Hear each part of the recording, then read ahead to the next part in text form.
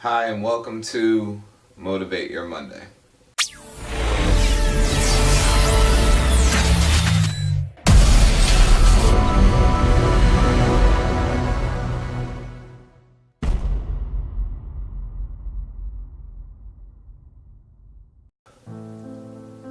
This is probably going to be the most difficult Motivate Your Monday that I've ever done. And ironically, I had to do it twice. The reason why I had to do it twice, just to add a little bit of humor to a very serious topic, is I already did this whole video, and when I did the video I forgot to turn the microphone on. So as hard as this video is to do, I'm now going through it all over again. But it's really important that I say the things that I need to say. The topic says a debt that needs to be paid. And it's a debt that I'll never get to pay. So I don't want people to go through what I'm going through right now. In order to put it into perspective, I have to give you guys a little bit of a backstory, and then you'll understand why I say what I say. When I was growing up, my mom worked a lot, my dad was in the military, so I was primarily raised by my grandmother and my godfather. They were two very influential people in my upbringing. My parents were great. This isn't to say that I don't love my parents. This isn't to say that my parents weren't there for me. It was just the fact that my parents were doing the things that they needed to do, and I spent a lot of time with my grandmother and with my godfather. When I was growing up, I didn't have a terrible upbringing, but I was exposed to a lot of things that a lot of people wouldn't have the opportunity to experience. And that was primarily due to my godfather. My godfather had done a lot of things. He was into a lot of interesting things. So being that I spent a lot of time with him, he shared those things with me. He got me into martial arts. He got me into sportsman things such as archery and shooting. He was the person who first introduced me to trying out sushi. It was a lot of different experiences. There was no one thing that he was all about. It was just, I got a lot of experiences from him. My grandmother was just a very supportive woman. She was always there for me, helped me out whenever I needed it. And she was the type of woman that you just wanted to be around. Long story short, those two people were probably the most influential people at the most crucial portions of my life. So when tough things were happening in school, when I turned 12 or 13 and things were changing, doesn't really matter. The point was they were always there for me. My grandmother died of cancer, and that was that was the hardest thing I have to date ever dealt with, because I lost the most influential person in my life. I spent all of my time with her because I pretty much lived at her house and spent all of the days that I was in school. I would walk from school back to her house. And when I lost her, I had never felt a pain that much. I will never be able to repay my grandmother for the things that she's done for me and the influences that she gave me and the knowledge that she imparted on me. But I was a very young kid, so there's not much that I could do with that.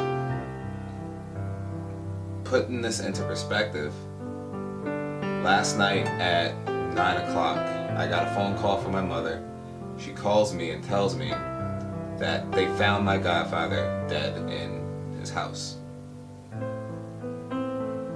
I said I'd never dealt with a pain like the pain that I dealt with my grandmother until last night. This hurt a lot more. The reason why it hurt more was not in the fact that my godfather meant more to me than my grandmother. When my grandmother died, she died of cancer, so I had time to process what was happening. Last night, I was sitting down watching a movie when I got that phone call.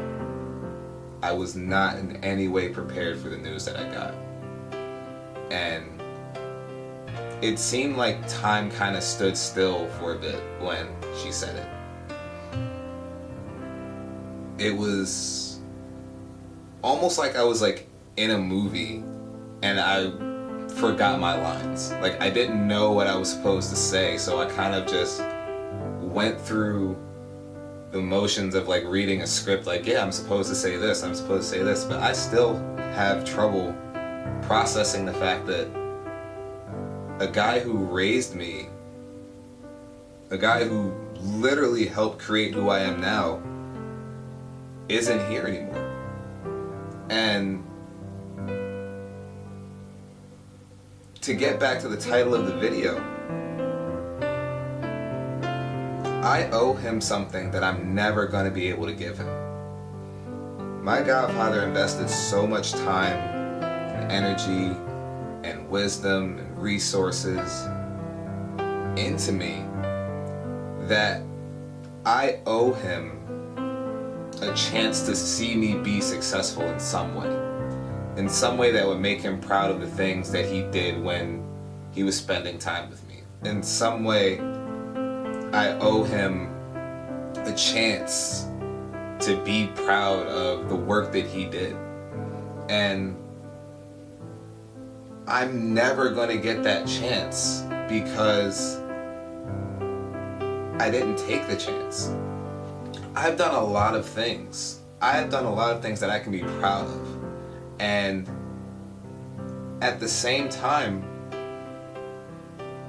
I never thought to show him or tell him, and he's not far away, he's only about an hour away, but I would talk to him over the phone every now and then. I haven't talked to him in a very long time, but I'm 27 years old.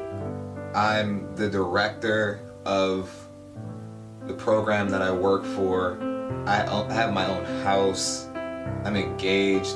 I have done a lot of things to be proud of, and I've done a lot of things that I think he would have been proud of, and I didn't give him the chance to see any of those things.